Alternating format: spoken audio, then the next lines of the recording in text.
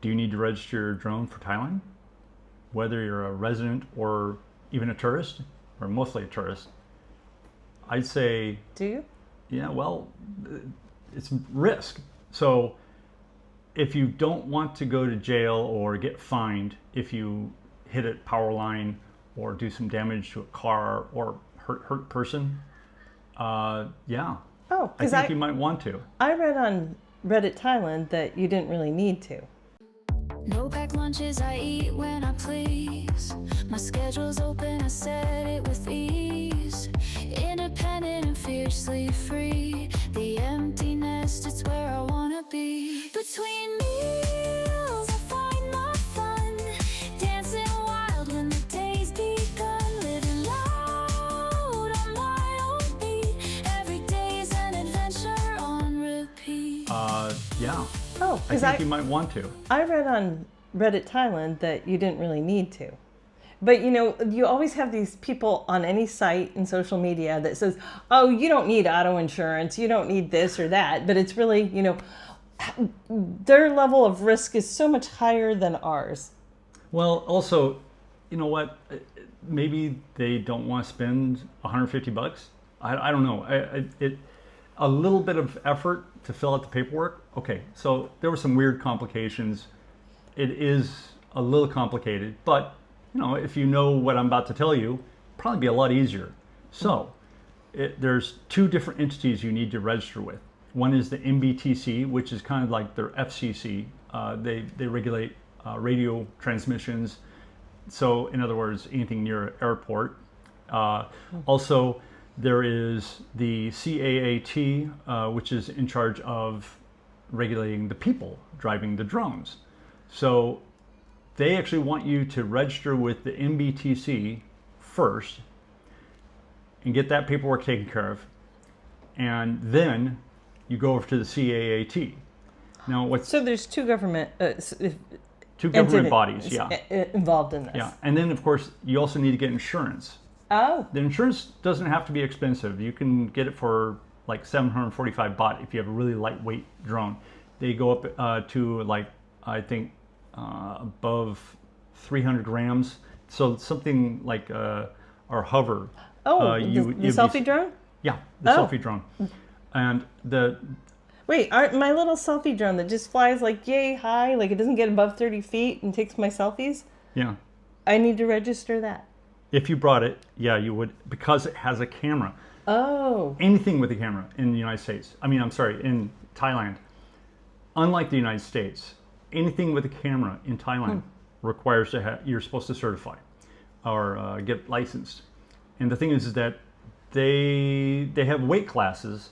What drone is being sold nowadays without a camera? So it's pretty much everything being sold on the market. Okay. But there's weight classes, and you need to get insurance for it. The insurance I got, the one I have, this guy right here, this is a DJI Air 2S. That our friend lent us. Yeah, this is, yeah. And thank you. And we wanted to try it out before I spent the money on a newer one. And yeah, I'm glad I went through the effort because got some great footage. And for that, it was about $100 for the insurance.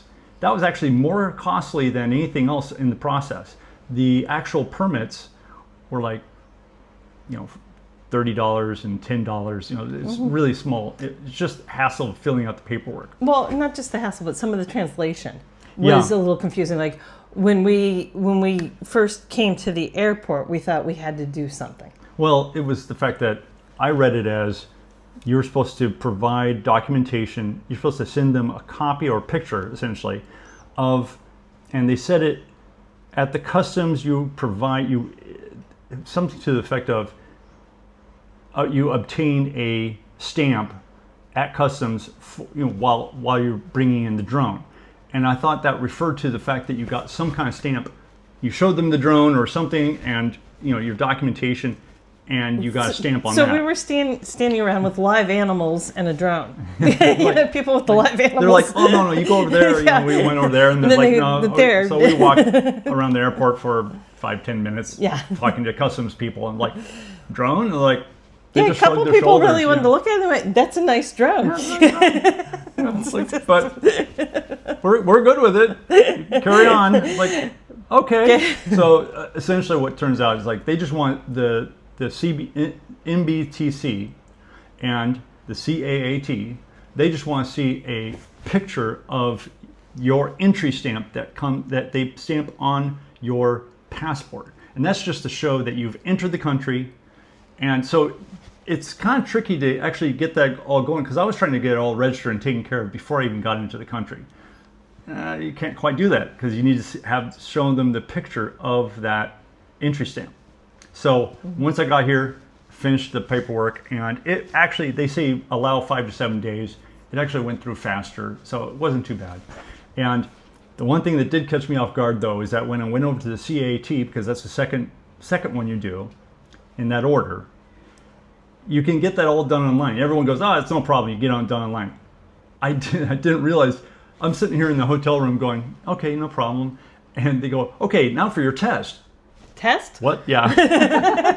What test? So Well, there's a timed test. Canceling that grab. Yeah, exactly. Yeah, like, hold on. So I had to take a 30-minute test where they test you on, and they give you a document that where some of the answers are, but the other answers are elsewhere. I had to go look up a few things, but you have enough time, and they want you to know the material. So take a look at what they give you, and just do a lookup for it. But the key is there a test? And eventually we got it. They charged me for it, and I've got certification. I mean, I've got the licenses and all that from both entities, so I'm able to fly my drone, and it feels wasn't better. too bad. Yeah. You know, we're not when you pull out the drone now, we don't have to be like, because you go to a website that tells you where you can fly it and where you can't. That's like Google Maps. Well, you can use, that's a good point, Google Earth. They have a KMZ you can download, KMZ file that shows all the areas. But if you have a DJI drone, for instance, or some of the other drones, they actually have a mapping software that shows you restricted areas, and that also works. But you should also pay attention to signs. Like the park areas, they say you can't use a drone unless you have permission. For the most part, it was easy and it was cheap, and the insurance and the cost versus the insurance, it's better to get it registered and licensed. It's like driving a car. You want it to be registered and licensed. Yeah. The risk is just so much better. And of course, you can get a lot more insurance if you think you really are going to be flying in areas where there's delicate infrastructure, or you might run into something you might want to, because that is good protection. Yeah. And the insurance I got covers a certain amount, and that's why I'm willing to cover it. This is Between Meals. Yes. And please like and subscribe. yeah, I'm Brant. And I'm Tracy. Between me